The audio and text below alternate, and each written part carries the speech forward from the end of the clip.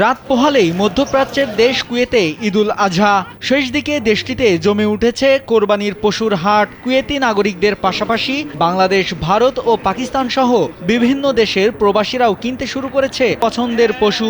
কেউ দুম্বা, কেউ গরু, কেউ বা উট কেনার কথা ভাবছে। তবে দুম্বার চাহিদা কুয়েতি নাগরিকদের মাঝে সবচেয়ে বেশি। কুয়েতের সরকারি কয়েকটি জায়গায় পশুর হাটের দেখা মিললেও শেবদি এলাকা অন্যতম বড় বাজার। দূর দূরান্ত থেকে প্রবাসীরা ছুটে আসেন এই শেবদি থেকে কোরবানির পশু কিনতে। বাজারটিতে সৌদি, ইরান, সোমালিয়া, আফ্রিকা সহ বিশ্বের বিভিন্ন দেশ থেকে আসা দুম্বা ও গরু পাওয়া যায়। ভিশন এসে নিয়ে এলো মানিব্যাগ গ্যারান্টি অফার।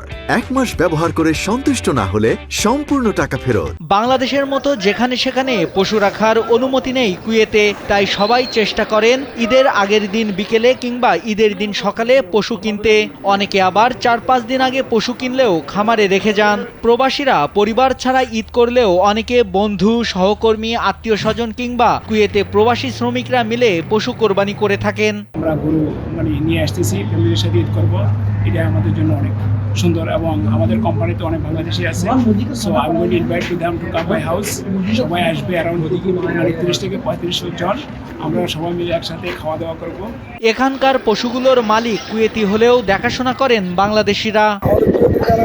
সবচেয়ে বেশি চাহিদা এবং বাজারও মোটামুটি ভালো চলতেছে, চাহিদা অনুযায়ী ভালো। আর আজকে কালকে পরশু ঈদের পরের দিন পর্যন্ত বাজার ভালো যাবে ইনশাল্লাহ। এর ভিতরেই অনেক ভালো চলতেছে বাজার। কুয়েতে উটের চেয়ে গরুর দাম তুলনামূলক বেশি। প্রকারভেদে গরু 350 দিনার থেকে শুরু করে 800 দিনারে বিক্রি হচ্ছে।